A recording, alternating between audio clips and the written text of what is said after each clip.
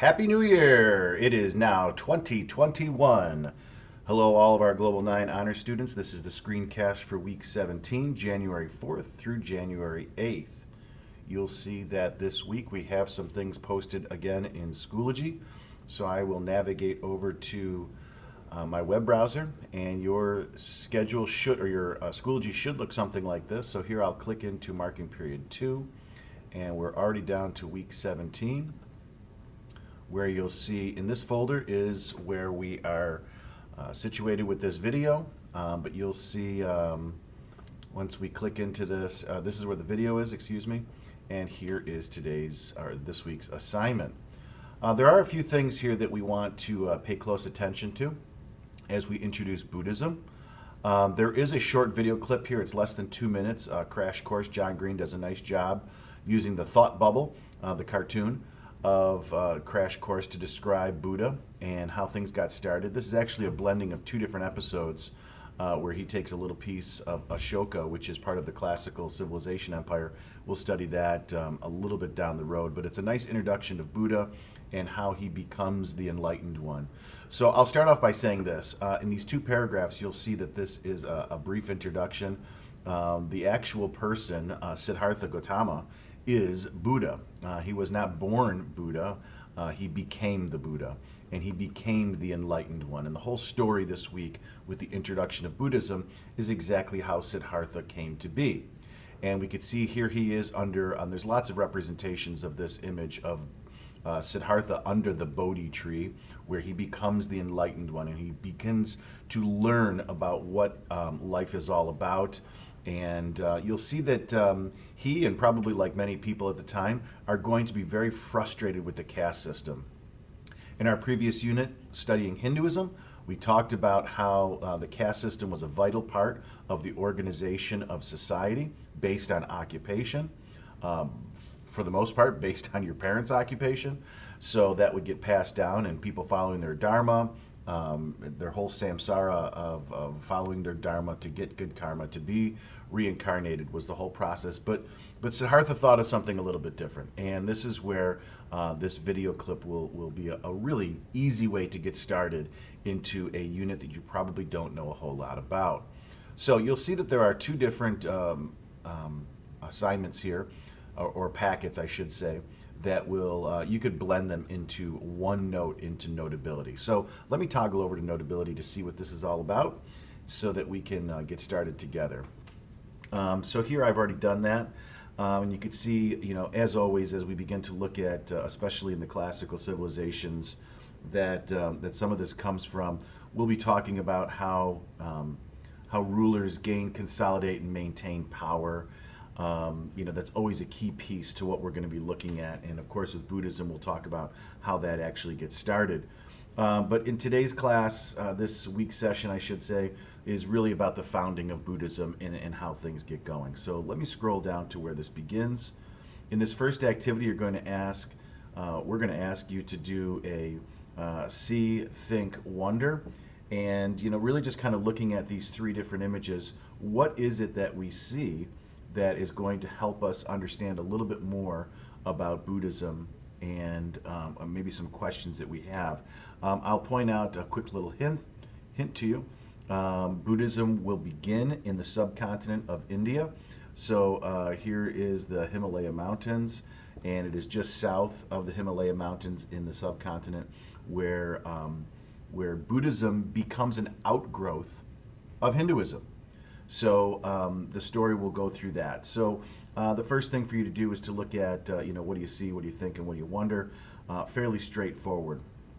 The next piece here, we will look at some key ideas with Buddhism and, how things really get started. So we've already mentioned about Siddhartha. Tripitaka is a text where a lot of things are collected and reviewed and read through by their followers.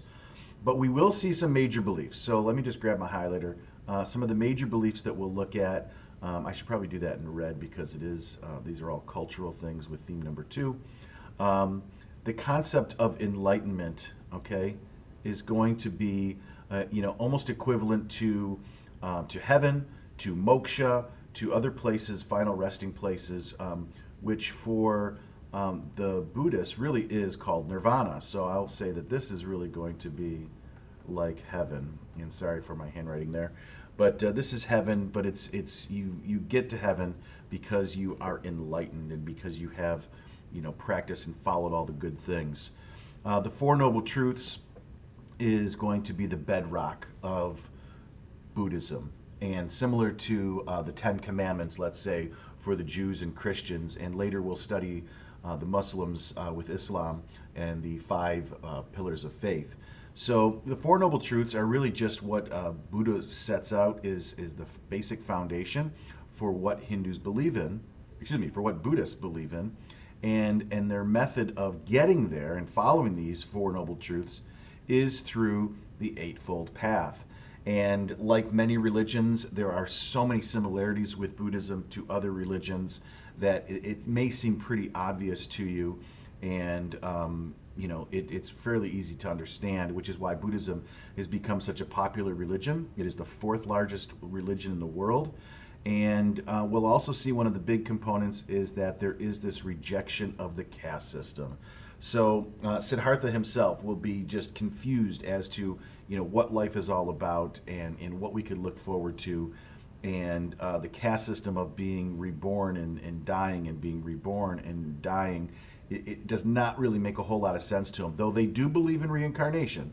It is different from the endless cycles. Here, I'll just draw some curly cues of these endless cycles that the Hindus believe in.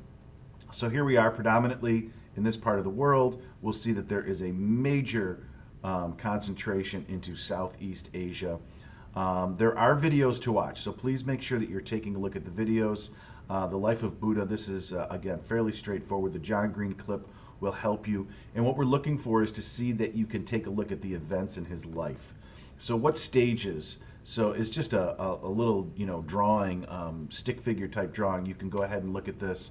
And what happens as he becomes the enlightened one. So I'll give you a hint. He starts off as a prince. So here's the crown, right? So he starts off as a prince. And, how things go from each stage is what we want you to be able to pick up and learn a little bit about. So you'll see that he will, consider that there is suffering in the world. He'll also consider that there is old age in the world, and that there is also sickness and death in the world. And it's those three realities that he understands the meaning of life. And we can go from there. So moving along, we already mentioned Tripika, as being one of the texts there, and a couple of things to take a look at here, answer the questions. A little bit later down, a basic who, what, where, when, and why about Buddhism. So this is a good summary for you to practice. Moving along into the next piece, here is another video that we want you to pick apart a little bit and to see some of the different things regarding Buddhism and how it's going to be spread throughout this part of the world. So this map here is one that we'll focus on more throughout our school year as we see the different trade networks. Okay, if there's anything about AP Honors, is that we will study that the world really is in the culture diffusion of thinking and developments and ideas and people moving from one place to another really is around these four trade networks. It seems fairly simple, but I'll just point it out. The Indian Ocean Network is where we are at and what we'll look at. But in Buddhism, we're going to see that it's going to be moving up into the greater part of Asia, which is mainly into China, where we'll see Buddhism begin to spread. But we'll also see Buddhism spread south into Southeast Asia, which today predominantly is where Buddhism is practiced. But the other trade networks obviously worth talking about are going to be the Trans-Sahara Trade Network in Africa and the Mediterranean Sea complex in Europe and in North Africa. So we'll begin to look at that a little bit as we move into Greece and Rome and moving forward. So take a look at these different, you'll see that there are some timelines here for you to take a look at to answer some of the questions. But essentially, here are the major beliefs and practices of Buddhism. We're going to talk an awful lot about suffering and Siddhartha's realization to that really is the cause of many people's problems. We'll find out that Buddhism really is a philosophy because it's a way of life and it's more than just a religion. We will certainly be continuing to look at reincarnation as an idea that you are reborn until you could figure out how to become enlightened. But it doesn't have to be endless cycles connected to a caste system. That's the big difference there. Because Buddhism and Hinduism both believe in the reincarnation, excuse me. So moving along, we're going to start to see, and we'll continue in our AP course, looking at texts, looking at different pieces within, which is challenging. Okay, so being able to see that we can dissect these and understand a little bit more about what we're reading and moving forward. So it's not an easy task. But here are the Four Noble Truths that we will see. Life is full of suffering, which is caused by desire. You could end your suffering if you could end your desire. So what we're going to see here is kind of a lot like the holiday season, right? We get little kids who are just wanting, and parents struggling to try to go get all these treasures for their kids. And we'll find out that, kids will suffer because they desire. And if those desires are not put an end to, they're going to continue. If it's not a PlayStation or an Xbox, it's going to be the next thing and then the next thing and the next thing. And basically life is just going to be, running around in this rat race trying to fulfill these selfish desires. And that's really what we're going to be looking at when we talk about Buddhism. A few more questions for you to answer. Some basics here about the Eightfold Path. Again, all of these items are very straightforward, and they make sense as they are really, just good ideas on how to be a good person.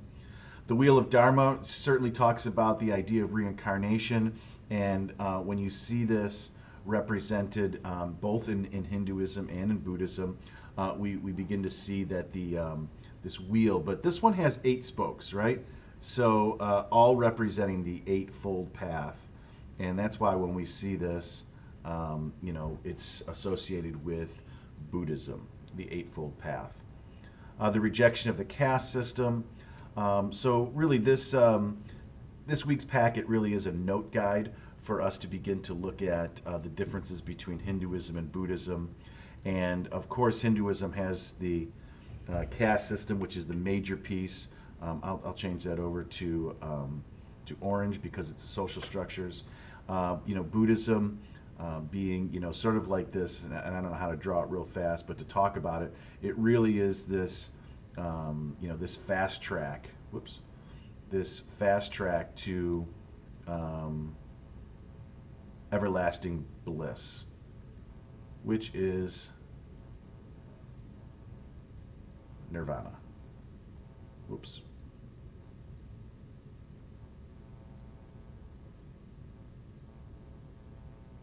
Sorry about that. So we see that, and again, the endless cycles of birth, death, and rebirth. So those are really the major differences. Now, they both believe in reincarnation. I'll just abbreviate that fast. But they really do have quite a difference there with the rejection of the caste system. So your job is to then basically, make sure that you understand the major beliefs and practices, some of the sacred texts, the major figures of Buddhism, and how it connects with other world religions, but then again, how it is different from other world religions. I hope this video has been helpful, and if you have any questions, please don't hesitate to email your teachers, and good luck this week.